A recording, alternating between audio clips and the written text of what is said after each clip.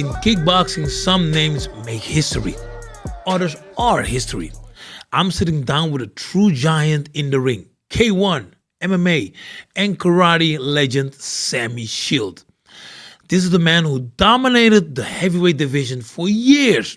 I'm Remy Bonjasky, and this is my talk with the High Tower.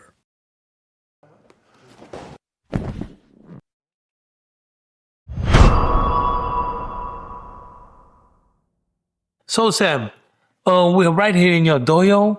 Senshi, Sem Schilt. That's Mr. Sem Schilt. How are you? I'm fine, man. With me, everything is okay. Yeah, this dojo I started already 12 years ago. So when I stopped fighting with the Glory, the last fight, then I had a chance to buy this building. So I did this, and yeah, my dojo is already. This is the 12th year now that we are You're doing in the good, dojo. ain't it? Yeah, I think I do good. You know, it's maybe there can be more lessons and there can be more professional fighters, but the way it is now, I like it. It's not too big. I know all my members, so this is what I wanted to when I started, and now yeah, now I got it. Now we start with a new fitness inside this gym. You know, with the Cobra Fit. This is like AMS training, Yeah. so a little bit in the look into the future and also new developments. So this is what I do now.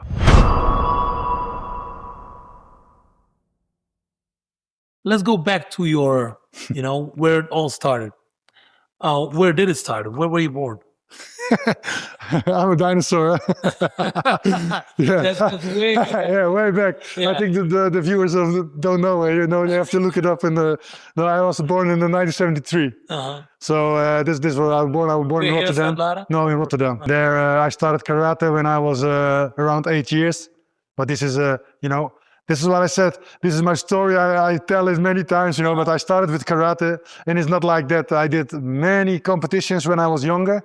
I started to do competition in karate when I was like around 16, 17. Then I started with competition. But were you already that tall? Yeah, in my feeling, I was really tall, but my parents say it's not so tall. But I could go to karate because I was tall. Yeah. Taller than my peer group. So that's why I could participate in the karate at that time. Yeah. And yeah, of course I was tall. When I was in high school, I was also the tallest. Yeah. Yeah. So I'm used to that. but already that tall, because were you 16 and already 195 or? I don't know. I had a shoe size 45. That's what I know. I don't know. When I was in around 10, 12 years, my foot size was bigger than the teacher we had. So, so that's funny. But she was a really small woman. So, yeah, but I remember I was always big. But then karate, and you did so many different disciplines of the sport. I mean, you did for the fight sport. I mean, you did karate, you did pankras, you did MMA, kickboxing, Muay Thai. I think Muay Thai I didn't do because of the elbows. Because I think it's really dangerous. You can really damage people really with this. That's just the skin. Yeah. but K-1 is not dangerous, right? No, this is in my opinion. MMA is not dangerous. No. This is how I started karate. Yeah. From karate, I went to the MMA because of my mother did not like kickboxing. Yeah, but they use elbows in MMA. Yeah, later. But when I fought in pankras, we had the respect under the fighters. Like in the start, when I started this, we did not punch so much on the ground. We could do it, but you can only do it if you're gonna lose, you're gonna punch, So it was a weak sign of weakness when you punch on the ground. So out of respect, we did not do it, but it was allowed. Later, when later in pankras and also when Pride came, then it was allowed. It became more nasty. And then also you can see other fighters who did it, and then I had to fight this fighter. I know, okay, this time is no mercy. Yeah, and when I get the chance, I give elbow. Yeah. When you fought in rings of Milko, rings, yeah. That was in Holland, right? Yeah. And only in Holland, but there were good fights. You already started to become one of the biggest stars in Holland. When Rings was a big organization, was also in Japan. But Rings was in Japan, it was like a little bit like a catch fight, It was and maybe people don't like it, but they arranged, okay, you're gonna win, you're gonna lose. And in Pancras, there was not such thing. It was always a real fight. And so they made you win every time. In Pancras? No, I mean in rings. No, because Just kidding. no. Nee. Echt hier. Je zit in de riets. No, but actually, you know, of course, sometimes we get screwed by the referees. Yeah. Did this happened also to you in Pancras, or in the K-1?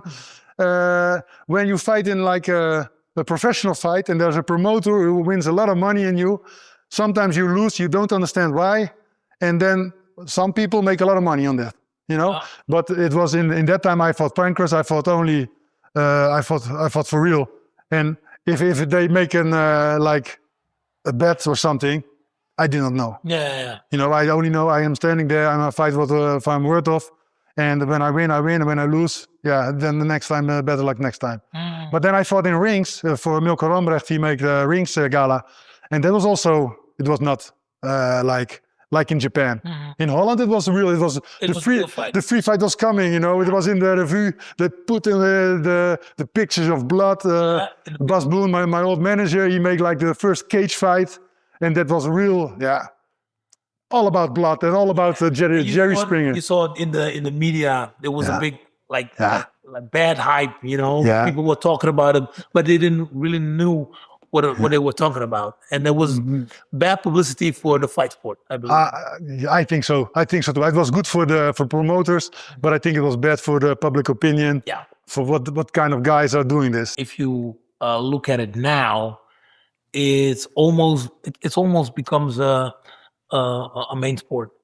I think kickboxing and also sport. mainstream. I think Rico did a good job on that, but we don't have to forget. You know, we are in the front of that, and when we were like stepping stones for him. Yeah, and like Ramon Dekker was and Rob Kamel was a stepping stone for us, and also Peter Arts and Ernesto Hoost. Yeah, they were also they're like 10 years older than us. Yeah, so they're the generation before us. They opened the gates, and we opened it a little bit further. And now Jake Paul is going to the moon. Yeah, you know. But this is all because of the work what was done in the beginning, and that's why we thank them. You know, we have to be grateful to them. You know, I think all so. The fighters, the previous fighters, the guys that would fight for only, let's say, €1,000, $1,000. You know, in a small stadium, always being criticized. And we're now, people know us, and we get in our time a lot more money than they got. Yeah, but I do believe that when we were fighting in the 90s, I think this was the best time. For me, it was the best time. It was I thought I just came there. I see all the guys, you know, and it was a real fight. It was a real hard and.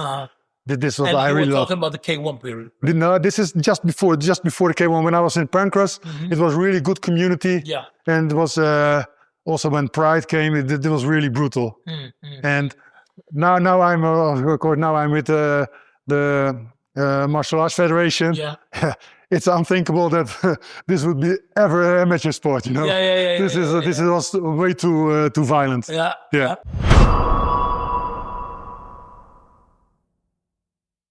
How did you make the step to the K-1?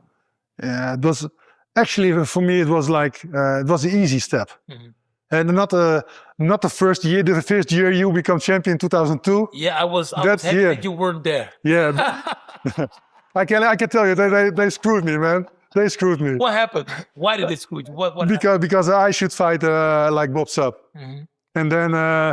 Ernesto Hoost got him. No, he got him first. I got it. Yeah. So I think it was 2002. We fought in 2002 for the first time. Yeah. Then I win. Let's not talk about it. No, okay. I know you don't want to talk about these things. Then you win, but you get the chance to qualify in Las Vegas. Yeah. And then they put me out. So you're in my spot. Is that true? For me, it's true. For me, it's true. Because I made such a beautiful jumping kick. You make a hartstikke mooie kick. It was not for that, man. They just wanted to put me out, and that was because. Why? because I was fighting for pride, and then it was not like they were competition. They were competition in between, you know. Yeah. They did not like. They wanted to merge, but I'm a free fighter, and you are a K1, so they choose for it. I don't know. I think you know, but you won this fight. That was 2001, I think. 2003. 2003. And then, that was my first championship. 2003. Okay, then Grand Prix. Yeah, and in 2002, I thought I should fight for Bob Sapp, and then Ernesto win the tournament. Yeah. So it was take a while before I was in the tournament, because in 2005 I got my first chance in the tournament, and then I beat it. Then I take the first one. Yeah. And what happened in between? Because in 2008 you weren't there. 2008. Yeah. No, I lost in the preliminary rounds in 2008, because that's what I don't want to talk about. Yeah. But in 2008 was maybe the best year of my life, except for the fighting. You know, my son got born. I married to my wife. I bought the house where I live now. You know, so it was really good year. It was really a good year. Only the fighting was not so good, and actually the fighting was good too. But I lost in a decision in Korea from Peter Arts. Okay. And this is. You know, this is what happens. And this is the sport. This is the sport, and I already had the 3 in a row. And that year, you win from Badr Hari. Yeah. And this, you know, there's a lot of discussion about this. You know, I remember. Still. Yeah, I remember. I was with my wife. I was when Disney on Ice was in Groningen. Yeah. It was Disney on Ice, and I was there. And I thought, shit, man, the finals is now busy, you know. So I was looking at the telephone. Yeah. And my wife was enjoying the thing, you know. And then I see, I thought Badr Hari got disqualified. Yeah. And then I say, okay, this is what K1 wants. Yeah. You know, they want to screw me, and then they have a disqualification in the final. Yeah. So, you know. Were you angry? Of course I was angry. K1? Yes, I was angry, man. And why? Why? Because I thought it was unfair. You know, before I was become champion, every other champion was automatically qualified for the final. Then I'm champion, and then I had to qualify. Yeah. And then they put me in a high-risk match. You know, because Peter is like Mr. K1. He's always in the finals. He was there. Yeah. Not win them all, but he was always there. You know. So, but that's what it was in that moment. And about this disqualification also, I think you got a lot of shit for that. And. For me, I was not your friend, you know, and I give also shit for you, you know. But in the end, you know, and now they should have qualified him right away. Yeah. And now they let the decision in you, and then they say, Remy, you cannot see and this thing, you know. And I think, and later, this is what I think it was bad. It's not nice for you, but you are in the interview, I still cannot see. And I think, fuck, man. You know, but later I hear, okay, I was really loose. You know, it was not. I operated 4 times. For people and for you maybe to know, I got operated in 2002 for the first time. Yeah. Retina detachment, and then again in 2003. Yeah. And then again in 2008. So if I had continued, because I saw double vision. I had the double vision. Yeah. And if I would continue, it was an easy win for him. You know, at that moment, Kakura, and I blame Kakura for that, he had to give a red card to Badr Hari, and then it was over. After. And there was no discussion. Yeah. You know, but now make the discussion. And now they put it in my hand. And you make a lot of jokes always. I love to make jokes. Yeah, that's why people don't believe you. When you say I have double vision. Yeah, man, I have double vision. You were in the Dutch, you were in Holland. Yeah. You were back. Yeah, I have double vision. I think, really, man? Don't do this. Don't say you have double vision now, man. But it is finished. I know. But I think it was disqualification. Yeah. And now you see now in the glory, you know, also with there's no final, people have to get used to maybe there's no final, because it's really exceptional that there are already 3 fights in a night. It isn't exceptional. It is like it's. But do you still have a good feeling about the 3 fights on one night, or do you think it's too hard? I think it's great. I think for me, the glory with the 4 fights in the night is even better. And when I was in the K1, I won for the 3rd time. I had an interview, and they say, Sem, you did now win. What can we do about it? I say, maybe make a 60-man tournament. Make it 1 more. Yeah. But now also, you know, with the 3-man tournament is already really difficult to arrange this like worldwide. Yeah, Because all there aren't so many good heavyweights anymore.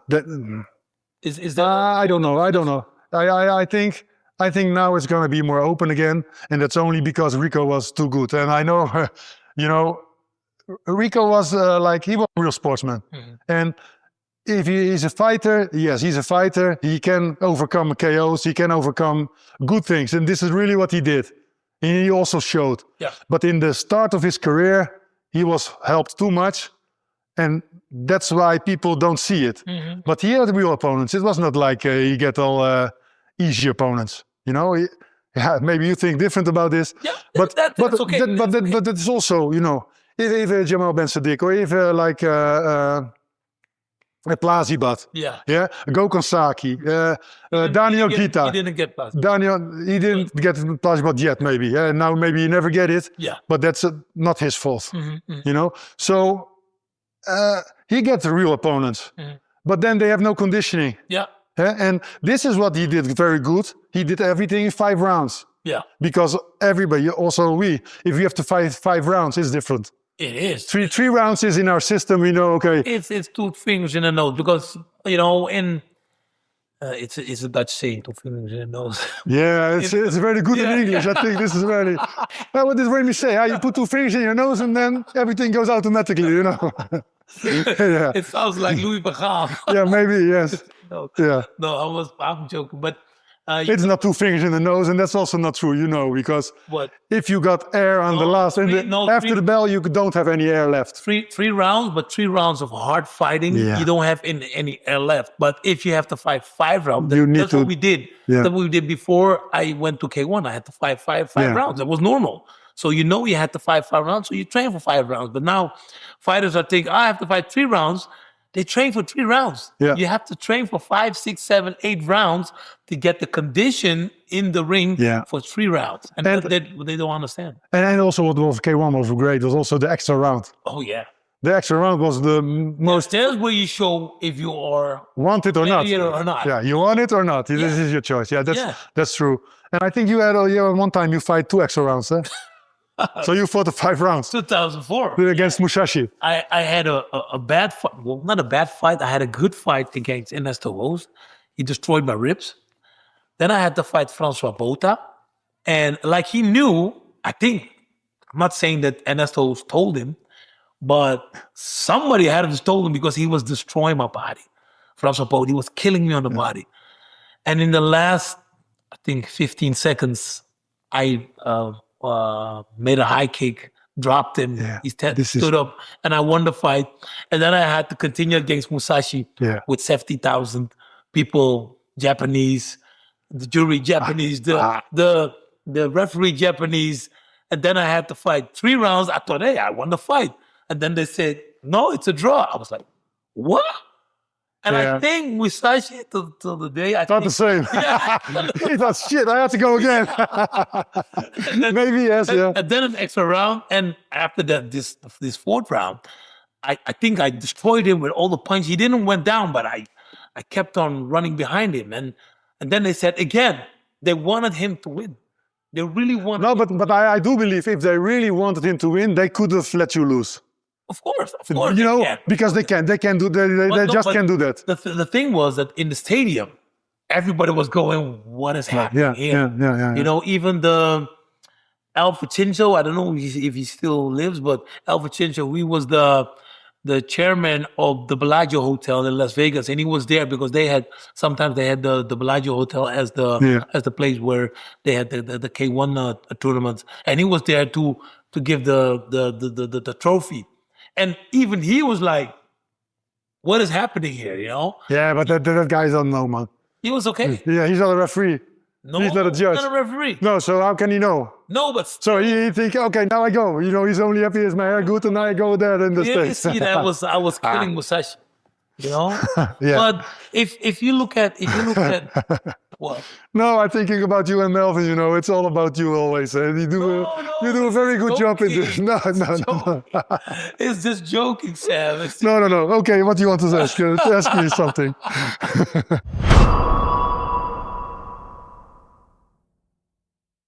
If you compare the K1 with the era of glory right now.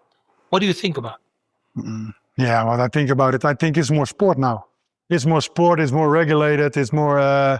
What do you mean? It's more sport. Wasn't it sport back in the days? It was fighting. It was fighting.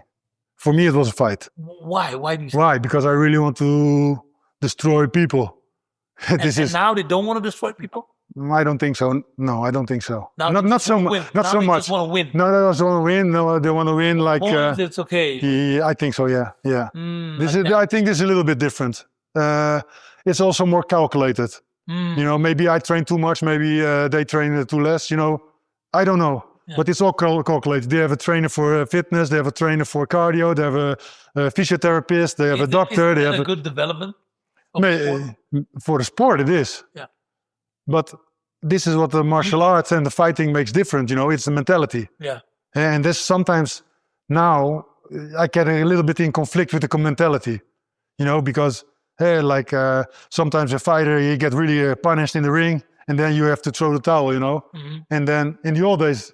There was There was no towel. It was even illegal to throw a towel. They were free to say stuff, you know. So this has changed. Yeah. And now and also what we just discussed also with Milos, you know, with his toe. Yeah. This is what people want to see. Yeah.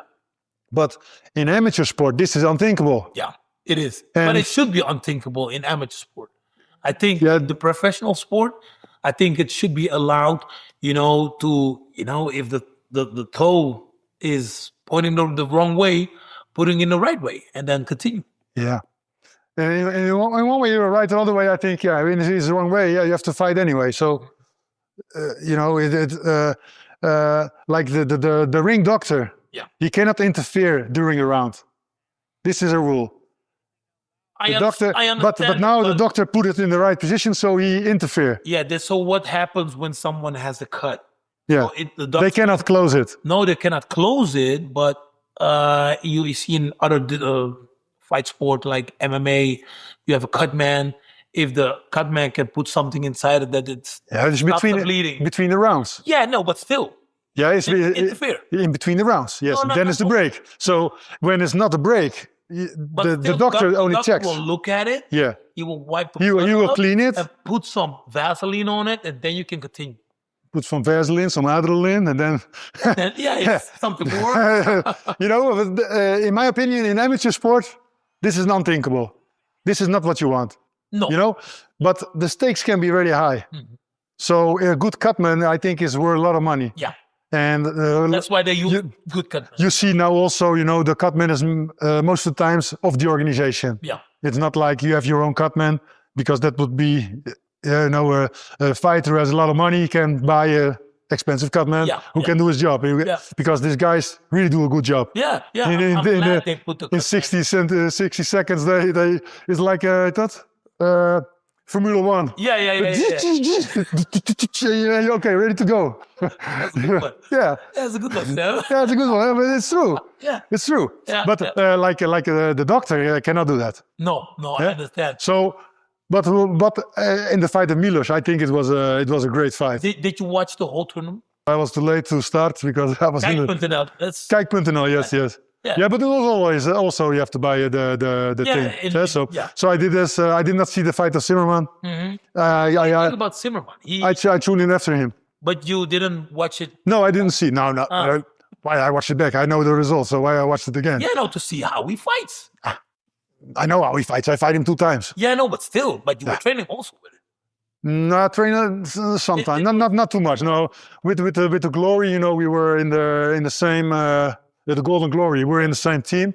We didn't train so much together. Of course, this was sometimes we were trainings together, but not so much. Oh, not so much. No. So going back to that tournament, did you like the tournament? How it was? Of course, I like tournament. We do in Senshi. We do a lot of tournaments like this. You know, and especially this year, it's going to be in Senshi. It's going to be also lightweight. There's going to be the more weights.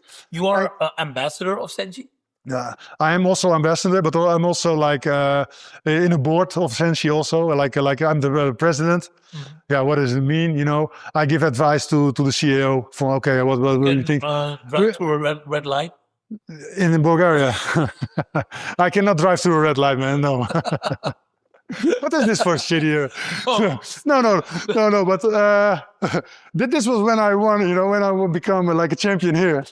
And then from the government, the how we say gemeente. Oh, the local government. The local government. Yeah. They give me a stone. You know, like you're an honorary citizen. Yeah, you were like, I said, yeah, no. I said, oh, great, man. Now I can drive to the red light. I can do something. And they said, no, this is only like this moment. Now 2 minutes. Yeah. Yeah, like this. I can throw my garbage away for free, you know, but it was not like that. No. But you got honored. I got honored, yeah. That's a big thing here in Holland, you know, to get honored for your and then for you your ask sport. yourself, why? What is it? What? How do you mean? What? No, I mean, when you get honored, you don't get something extra. No, it's like, yeah, you honored. That's what I mean. Yeah. But this is okay. This is Holland, you know, so I'm very glad I'm here. But the tournaments, the tournaments give a different perspective. Now also in the finals, there is no reserve match. Yeah. Well, and one side I understand because the other fights, they fight only one round. Mm-hmm. But this is the reserve fight. And then they say there can be, in the final, there can be a reserve fight. In the final, because only in the preliminary rounds before this. Coming from Glory, they said they asked the reserve fighters. Yeah, but it is really shitty. They didn't want to fight. That's really shitty, you know, that they do that. In my opinion. What do you mean? What? Because they make the guys in the reserve fight are chickens. They're afraid. Well, it's actually what they heard. They're never gonna call the reserve fighters again. Those two. Because they said, no, I don't want to fight. Like, this is pay for that. You know, this is all about hyping it up. Mm-hmm. You know, now they say you cannot come. The reserve fighter will go put a post. I cannot come. Shitty organization. Blah blah blah. Mm-hmm. Then they start talking again. Then okay, you come back. And then I say, we have a story. Yeah. You know, storytelling. Yeah. But actually, you know, when you have a tournament, you have 6 fighters. Yeah, the first round. If you get injured in the first round, you go to the second round, then there can be a reserve fight. Yeah. After that, you have fight 2 rounds already. Yeah. Then the reserve fight 1 round against, this is not possible. It is not allowed. Well, it's in their own rules. Yeah, so I think it's stronger to say that than to say, they will not fight. We asked them, but they will not fight. If I was there and I was like a reserve fighter, then I will come up right away. Say, oh, I'm here. What the fuck? You know, I don't like this. No, but it's you. No, but it was you too in that time. No, there was Peter Aars. There was all the fighters from the K-1 that were like that. What I want to say is, Sam, we had a different mentality. The guys from now, they are afraid of losing, and losing costs too much. Yeah, they want to lose. They don't want to work hard to become a champion. You know, that's what I believe. We were a different group. We were a different breed. And that's why we didn't care about, I have pain in my fist, or my toe hurts, or my neck hurts, or I have to wake up at 8 o'clock to go train. We didn't care about that. When your trainer, when your sensei said, hey, 7 o'clock we start, you were there maybe 6 o'clock already. You know? Yeah, I was in time. I was in time, maybe. Yeah, you were. No, really. But it is, I think now they want to do a lot for it. And that's also what I also sometimes they do too much, but they leave too less. You know, and I think this is very important. What do you think looking at Glory has to do to become to the same level as K-1 had? What they have to do, I don't know. I don't know what they have to do. I don't have the answer for that. I think they have to be that's to be honest. And I think with Senshi, you know, I think Senshi now is also growing a lot. They're going also to the direction of Glory. There are a lot of Glory fighters, even Milos, you know, he's coming from the Senshi, you know. Yeah. And also Uku, Brown. And there are a lot of fighters, also the Bulgarian fighter, they're coming from Senshi. Yeah. And so why do they go from Senshi to Glory? Yeah, I think it's money-wise, of course. Glory it's a dream. Yeah. Glory, they bought K-1. And if you ask many fighters, they want to be in the K-1. Yeah. At all cost. Yeah. at all costs. And still, because K1 is now starting up again, you know, and people go there, and it's maybe not the strongest organization, but you want to be there because this is the history. It's the name. Yeah. So I think Glory have the legacy of K1. Glory have a good history also, but they don't look at the history. They only look at the future. Yeah. You know, and I think this is maybe now with the Hall of Fame, they do a good thing. But well, where is Ernesto? Where is Peter Aerts? I was the second in the Hall of Fame. Why? Yeah, of course I'm glad I'm there. You know, let's that. But if Ernesto was before me or if Peter Aerts was for me, I didn't care about that. Yeah. You know, it's you wait in line, you wait on your turn. And now I think sometimes how do you say, this ranking? Yeah. They should make a ranking, and now it's like, oh, we need someone from Hall of Fame. Ah, we ask Sem. Yeah. You know, it's not thought about. You know, because there's a lot of history still in Holland, and have a very strong history, and also the Glory, Dutch. It's Dutch. Like a Dutch. It's like international, but actually, you know, maybe Infusion is maybe more international than Holland almost than Glory, and maybe that is not good, but it's what it is, you know. And to become the K1, you have to educate people with the K1. Yeah. So you think guys like Ernesto Hoos, Peter Aerts should be in the ranking of Hall of Fame? I think so. Yeah. I believe it. I think so. Yeah. And of course, that we are in it now, that they invite you. Of course, it's good. Yeah. You do a lot for the sport. Also, after your career, you know, you are like the commentator. I can think of that what it is, but it is what it is, and you're doing good for the sport. You know, you're still working on it. Yeah. So this is no question. But sometimes you have to look. Glory have to really have the feeling with the kickboxing, with the Dutch kickboxing, and I believe they don't have it too much. Especially in the beginning, they do not have too much. How did it come? Do you? I mean, because it's it's an international board. Yeah. And the people in the board, they also wanted to pee over it and say, oh, I think it's this, and I think it's that.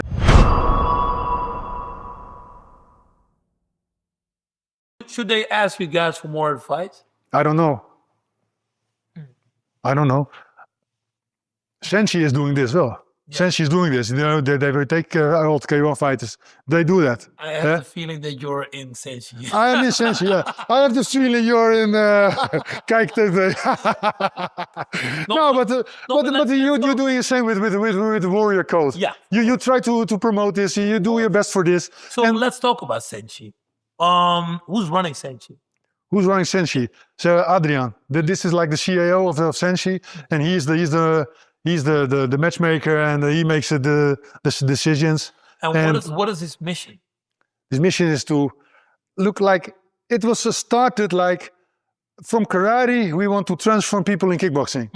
If you're in karate, you cannot make money. Yeah. You can, of course, you can make money. You have to start a dojo and try to teach your club, and then you don't become famous. You don't have the platform, you know, because these guys from karate, you know, they fight a world tournament. They fight 6 times in a day. Yeah. You know, and this is really hard fights, and they're really hard knockouts. There's no gloves. There's no shin protection, and you cannot hit in the head, but a knee of a back kick of a hit in the head. No, with the fist. Yeah. Yeah, but the other techniques are so advanced. So if we can bring that in the kickboxing ring, it will be more spectacular. There will be, we have to make different gloves for the feet because the techniques are really good. And this is also what you see also in Glory. When the Senshi fighters are there, there is some quality is in, you know, there is no street fighters who coming into the Glory. And of course, in the K1, at that time, they brought street fighters in. Yeah. Yeah. They brought excitement, and they say, okay, Bob Sub, we take a Bob Sub, let him go, Fight. and if he wants to fight, he can go in, Yeah. And he can bring a good base. Also, Botan natuurlijk, of course, from South Africa. Yeah. He brings all South Africa. He brings to the K1. Yeah. You know, but this is like more promotional fights, more like for promoters, and Senshi is more pure. You know, so the wages are not as like in Glory, because if they get a contract with Glory, they are go there because the wages are much up. But I think we have to prepare them for the fighters to have a contract. You have to be free. Yeah. And all organization, or Glory, or One, or whatever organization, if you sign with them, you're locked. Yeah. And you win 2 fights, you're the ban. You go for your 3rd fight, you lose. The contract says you have 12 more months. They put you in the bank. Yeah. They're killing the talent. And this is, I think, what needs to change. And it's a long shot. It's a long shot. Yeah. You know, in football, if I play here at FC Zuid-Laren, and I become to the 1st division, and I go to FC Groningen, and then I go to Milan, then every club under me gets something. Yeah. And I think this is a long shot, it is. But this is what we need. But there's not enough money in the fight sport to do it like you just said, like in the football league. Yeah. And I believe we need some time, and I believe there will be a moment that it will change, but not right now, not in the next couple of years. No, but that's why we need a federation. That's why we need the Dutch Kickboxing Federation or Martial Arts Federation, to organize this. And of course, there's a lot of people left out, but now there are even more people left out. Yeah. And then we have to be, everybody who is there have to be pure and be there for the sport and not for themselves. And I believe that this is the right way to go. And if you look at the Dutch fight sport, I mean the fight sport in Holland, did it went up or did it went down? Because I talk to a lot of people and they say, it went down. Yeah, it went so much down, but I think it's still the same. Or maybe it went down, but this is not the blame from the fight sports authority. Yeah, not the blame for the rules. That's not from the rules. There was a big change that is made a couple of years ago. You can only fight to the head when you were 18. There were some talents that could fight when you're 16 or 17, but when you're 18, you can punch to the head. You know, there is not a country with sense who let people fight under 18. In Brazil, you cannot do fighting in a ring until you're 18. You know, of course, in other countries like maybe Poland or Hungary, maybe Bulgaria, Thailand, they fight like they're here, but they don't care about brain damage. No, but in Germany. In Germany, they don't care about brain damage. 12, 11, they fight to the head. Yeah, I think it's not necessary. Yeah, to become a good fighter, you can do karate, you can do taekwondo, you can do every martial art you can do. You can be very good at it, and you don't have brain damage. No, and then the risk. Then the risk. Okay, you're 12 years old. You want to be a kickboxer. Before you are can become professional, you get so much impact on the head. Yeah. You cannot be a professional anymore. So I really believe you have to protect the brain damage is really a thing. And I have the same thought. I just want to point out things that people are saying. And I'm just saying, people that don't have contact with the fight sport, but real trainers, they say, hey. No, but if you see youth fighting, what do? They have their hands low, they do only uppercuts and they make knees. Yeah. They don't have the technique. Yeah. They only have the rage. Yeah. And I think now the time for rage is not you have to learn technique first. Yeah. And all this time, all with TikTok, with Instagram, with everything is fast. Yeah. Learn to fight will take time. A lot of time. A lot of time, a lot of dedication. Yeah. You have to give up a lot of things. Maybe you have to do a lot. This is what martial art is. Yeah.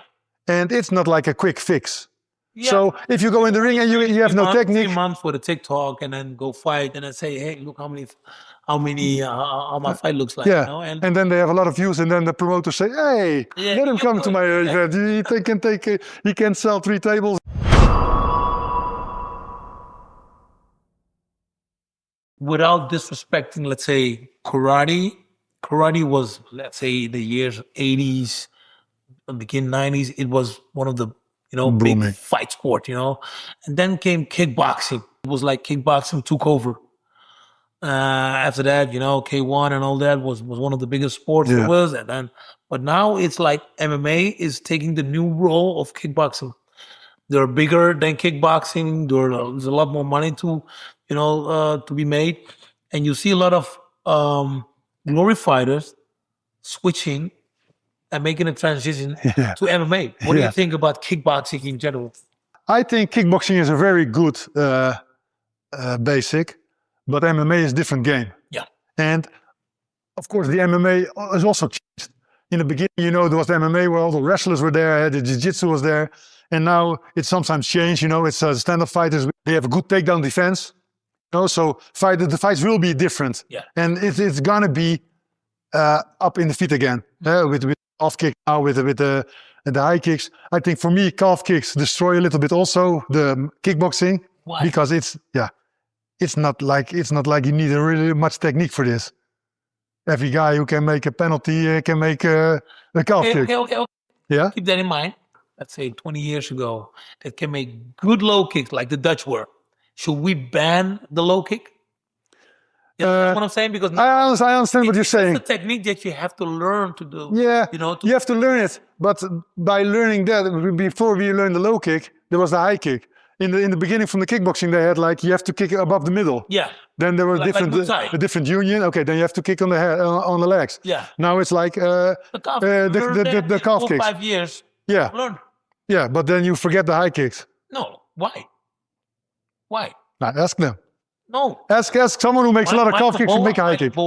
He makes a lot of calf kicks. He can still make a high kick. Yeah. Yeah, of course, there are always. There's always, but the people who start this, a calf kick is not for a beginner. Mm-hmm. I think I believe also it should be for B class or A class. Before that, don't learn the calf kick. Now in the Dutch we also did calf kicks, only we didn't realize it was so good. Yeah. Like the same with my front kick. I started with my front kick in an MMA fight with Pete Williams. Yeah. And then after I did in kickboxing, I did a front kick. Yeah. It's like a development, and I find out, hey, wait, this works. It's like a jab. It's like I could a jab in the yeah. So this was a development. Yeah. I did not see the light with the calf kick. Yeah.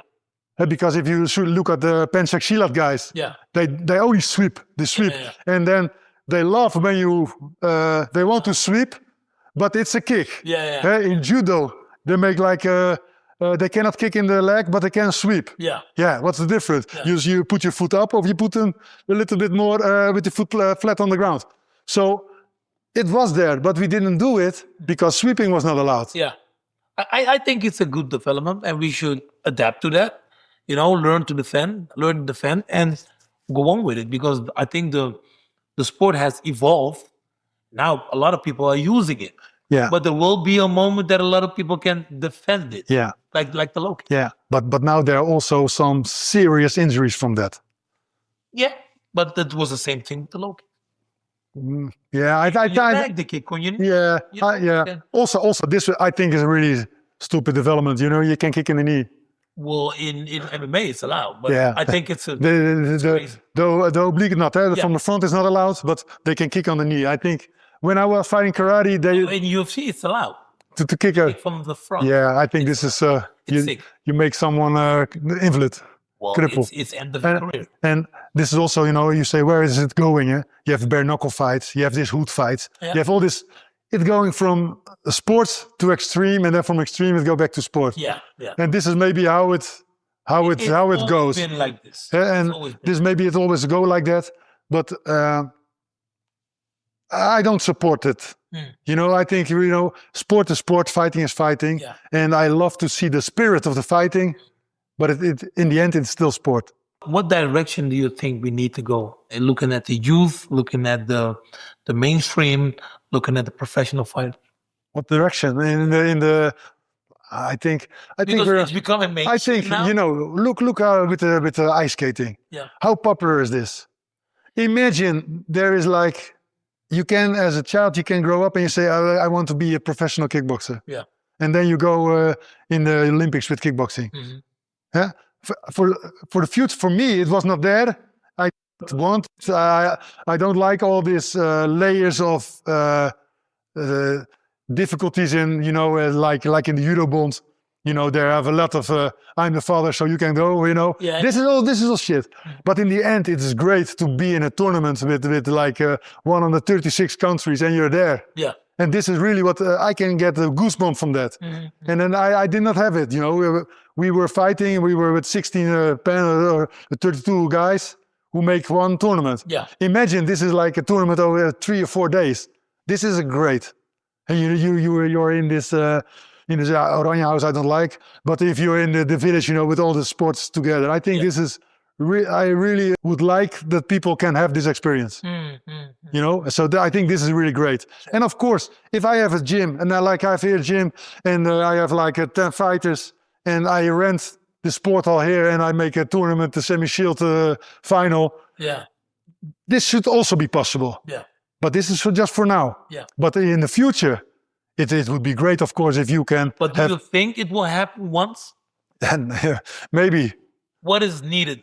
What's needed? What is needed is, look, we need support from the participants. From the first we need this. Yeah, I think now we are now in the martial arts federation. You know, they wanted us to exist. That's why we are here. But after we are here, we want to do it different. So this is like, this is really typical Dutch, of course. You know, we vote for something and then we get it and then we are against it. And this is what are going on now. And I think we really need to concentrate on the future. And what was in the past, you know, kickboxing is a very young sport. You know, it's maybe like the 50 years it's there. But we did not organize. We need to organize. And then we have to look in different directions that we're used to.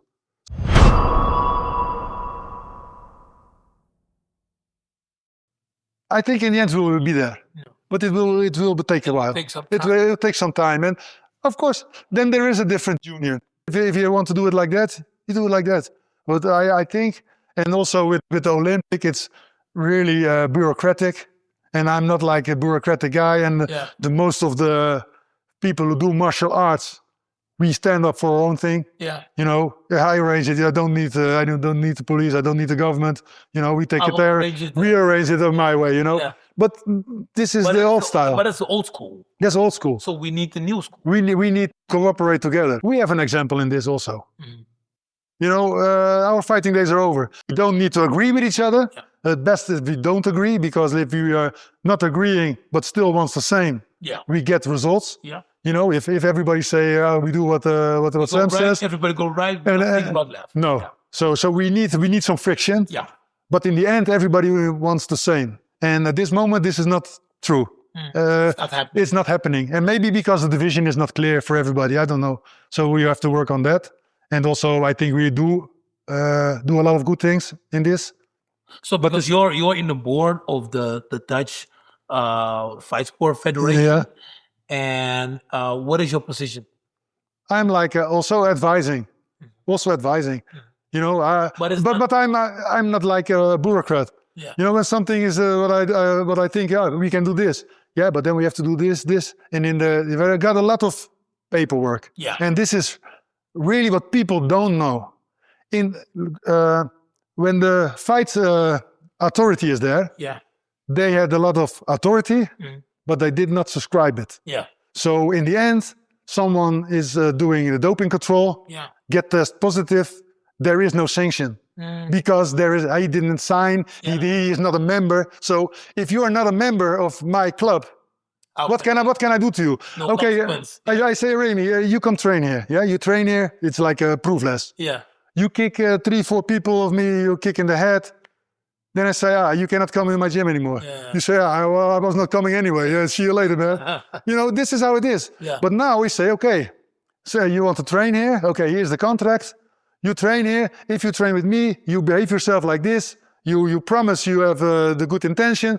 There, I've got the basic rules. I got there on the board. You can film it later. You know, I think this is a very basic principle, and everybody who trains here knows these rules.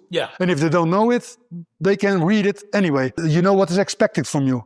And then you say, I like kickboxing, but I don't like this respect part. I don't like this. So now, you know what I do? I start my own union. And this is how it go in the beginning. and then there will be divided again. Yeah, but that happens every 10, maybe 20 years. What is needed for us, like the Dutch or government, fight sport, to do that it will be, regulated and it will be, well, a good and stable place to be as an association? I think it was a very good start. We got like the certificate for the gyms. Yeah. So if you're if you're a licensed gym, you get a certificate, and that certificate states that you are responsible and that you're supporting safe environment for training. Yeah. So I think this is a good start. Then of course we need members for this. Mm-hmm. So that this is like the people are coming to train. They only want to train and they don't care about nothing. Yeah. But we have to make them aware of that they are training, and when they support us, they help. And of course, you have to give something to get something. Yeah. And this is just the point now where we are at. That how can we give something if we got nothing? We are not like have an investor who say, okay, I want to make Remy Bonjasky big, big. Yeah. I'm gonna invest so much in this, and after my investment, it will come back. So we start with nothing. Now we have like how do you say? We got people work for us in the bondsbureau. Yeah. We got now people who are having a salary for this. Yeah. We in the board, we have nothing. We are there. I understand. No, so it's a very slow process. I know it's slow, but the thing that is lacking, and what I mean by that is communication. The thing is that, I'm telling you, Sam, the thing is communication. If something runs slow, if you don't tell people, hey guys, we're working on it, but it runs slow and all that, because wait. The Instagram, it's free. It's free. I mean, TikTok, it's free. Facebook, it's free. Yeah. I don't think our promoters are in TikTok and Facebook. I know, but still, if you don't have the money to put it on a website, if you don't have money from your government or from your association to put it on somewhere that people can read it, communicate with your people. Communicate. Yeah. And that's what I think is lacking. If something doesn't, because I can understand why it's not working because I'm listening to you. But if you want to contact the people that are there to listen, then they will accept it that it's not running. If you have a car that the tire is flat and you cannot drive that fast, if you tell the people in the car, hey, I got a flat tire, that's why I'm not driving so fast, but they will understand. But if you're like saying nothing, because we don't know what's happening in the association, we don't know. No, but we are really busy to arrange everything legally. Yeah, and this is a very hard job. It's a process. It's a process. But tell us about the process. Tell us that you have to wait, let's say, 6 weeks to get an autograph from the government to proceed. If you don't tell us that, we don't know. And if we don't know, we're gonna start talking. No, but communication. Communication. We're working on this. What's the problem? Always a stick to hit us with, because then communication. They say you promised this and we promised that. We didn't promise so much. You're running into problems every time we have to solve a problem. And when we're solving problems, we cannot go forward. There are a few people against us, but they have a big mouth. Yeah. And they have the social media, and they are blah, blah, blah all the time. And we can do nothing right for them. And this is, it's bringing water to the sea. It's another Louis van Gaal statement. You bring water to the sea and you think, whoa, man, I did a good job. Yeah. And then, it never stops. Let's leave the association for what it is. We have maybe 10 minutes to go. No, you have to cut a lot. No.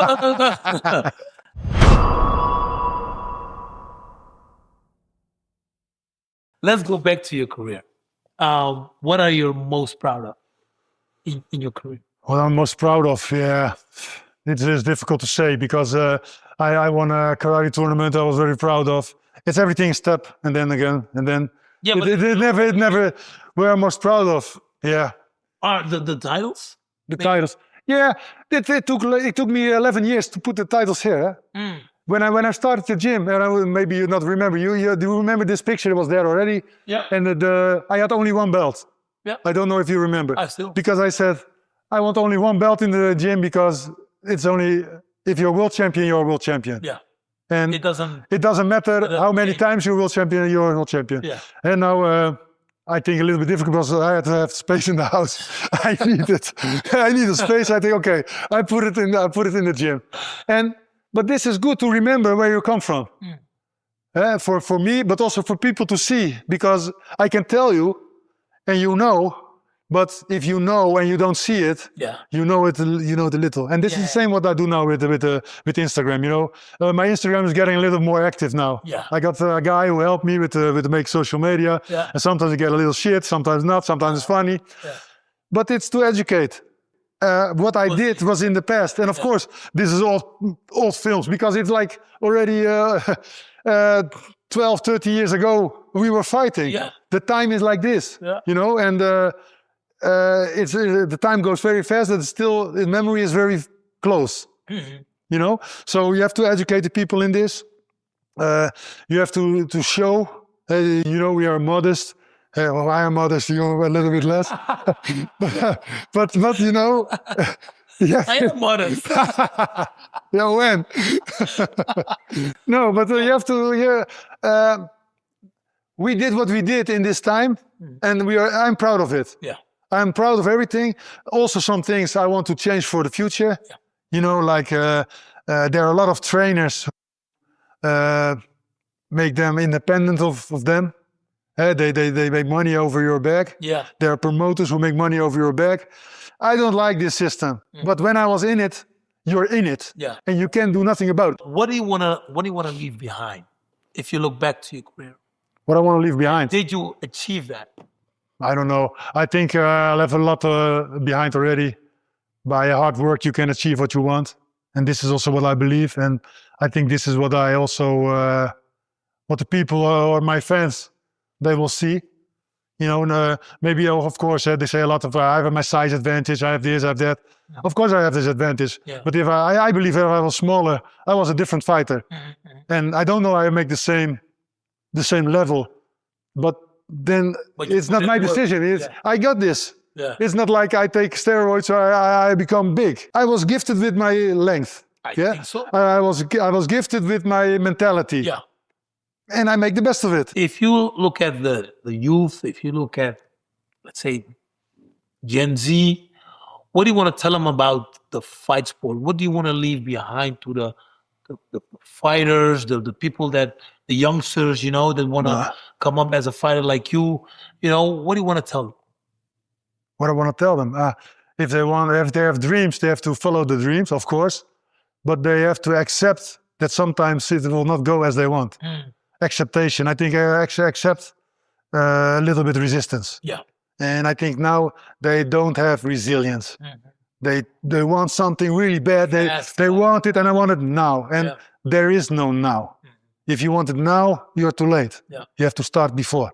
And this is, I think, what is very important. And this is not only for the youth. This is for everybody. You know, if you want something, you can go work for it, and also be realistic in what you want. You know, if I was when I started karate, when I was like 14, 15, you know, this was the age I saw the kickboxing. I thought, I want to do this too. Then I could not do it, but I want to do it, you know. Then I could give up. Yeah. But then I found a different, I fight karate, I find MMA, and then I go to kickboxing in the end. So this is not like I'm religious or something, you know, but you cannot predict the way of how it's meant to be. No. You know, it goes like it goes. Yeah. And don't give up, and you will achieve what you're made for. And this is what I think is very important. And in this time, of course, it's difficult because there are so many things you can do, but you can really be good at one thing. Yeah. And you have to follow that one. Great. That's what I think. Nice words, man. Yeah. Thank you, Mr. K-1. No, I'm not Mr. K-1. I'm Mr. Semmy Schilt. Mr. Semmy Schilt. Thanks for watching. Thanks for watching, guys. I want to still say happy birthday to Mrs. Sem Schilt. His wife. It's her birthday. And we'll see you next time. Thanks, Schilt. Okay. Thank you.